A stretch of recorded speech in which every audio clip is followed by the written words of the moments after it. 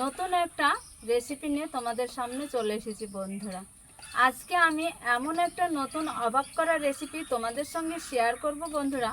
আশা করছি রেসিপিটা খুব ভালো লাগবে। চলো তাহলে আজকে রেসিপি ঝটপট শুরু করে দিই। একদম অবাক করা রেসিপি বন্ধুরা। নিয়েছি আমি 4 পিস ডিম বন্ধুরা। এই ডিমগুলো এক এক করে আমি আগে ভেঙে নেব।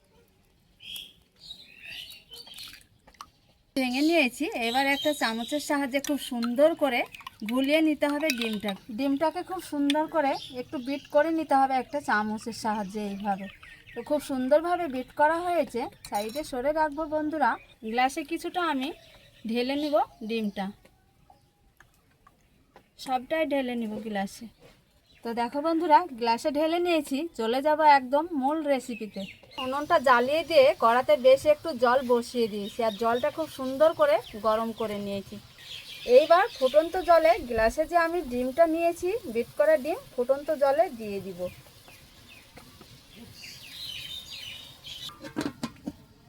তুলে নিয়ে তোমাদের দেখাবো বন্ধুরা। এই যে দেখো, খুব সুন্দরভাবে দেখো ডিমটা বাবুস উঠেছে। এইবার একটা ছাকনা দিয়ে আমি তুলে নিব। এই যে দেখো, তুলে নিতে হবে জল থেকে। এই যে দেখো বন্ধুরা, দেখতে কতটা সুন্দর দেখো। আর জল পাল্টিয়ে কড়া গরম করে সরিষার তেল দিয়ে দিয়েছি। একেবারে যতটা তেল লাগবে সেই মাপে দিয়েছি। এইখানে একটু কুচানো পেঁয়াজ দিয়ে দিব। ঝালের জন্য বেশ একটু কাঁচা মরিচ, পেঁয়াজ আর কাঁচা মরিচটা একটু তেলে ভেজে নিতে হবে।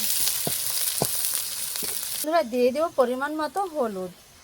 এবার দিয়ে দিব বেশ কিছুটা আলু।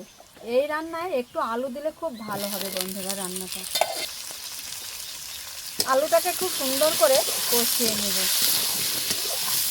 স্বাদ অনুযায়ী লবণ দিয়ে দিব, দিয়ে আলুটা সুন্দর করে কষিয়ে নেব। আলুটাকে খুব ভালো করে কষিয়ে নিয়েছি। এই পর্যায়ে দিয়ে দিব একটু লঙ্কা গুঁড়ো, দিয়ে দিব একটু আদা রসুন বাটা। আদা রসুন বাটা দিয়ে আলুটা আরও ভালো করে কষিয়ে নিতে হবে। এই পর্যায়ে দিয়ে দিব ভাপানো ডিমটা বন্ধুরা। দেখো একদম পনিরের মতো। এবার আলুর সঙ্গে এই ডিমটা কষিয়ে নিতে হবে। আগে ভালো করে কষিয়ে নিব, ডিমটাও ভাজা হবে। তারপরে আমি খুন্তি দিয়ে একটু একটু করে কেটে দিব। আলু ডিম একসঙ্গে খুব সুন্দর করে ভাজা ভাজা হয়েছে দেখো। এই যে দেখে নিশ্চয় বুঝতে পারছো আশা করি বন্ধুরা। এইভাবে ডিম আলু একসঙ্গে ভেজে নিতে হবে। এই রান্নাতে একটু দিয়ে দিব টমেটো বন্ধুরা, আরও স্বাদটা দ্বিগুণ বাড়াবে।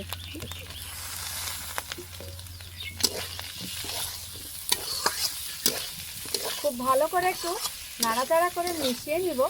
এবার দিয়ে দেবো পরিমাণ মতো একটু জল।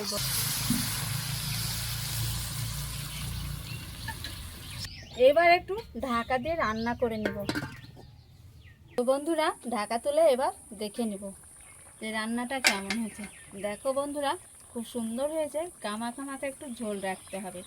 এই রান্নায় একটু দিয়ে দিব ভাজা জিরে গুঁড়ো, একটু দিয়ে দিব সবজি মশলা, একটু সামান্য একটু সবজি মশলা দিয়ে খুব সুন্দর করে খুন্তি দিয়ে মিশিয়ে নিই। আজকে অবাক করা রেসিপি রান্না একদম হয়েছে কমপ্লিট। এবার একটা থালাতে আমি ঢেলে নিয়ে তোমাদের দেখাচ্ছি। তো বন্ধুরা দেখো, রেসিপিটা রান্না করা হয়েছে, একটা থালাতে ঢেলে নিয়েছি। কালারটা দেখো আর কতটা লোভনীয় বন্ধুরা। খেতে কিন্তু দারুণ লাগে এই রকম রেসিপি বন্ধুরা।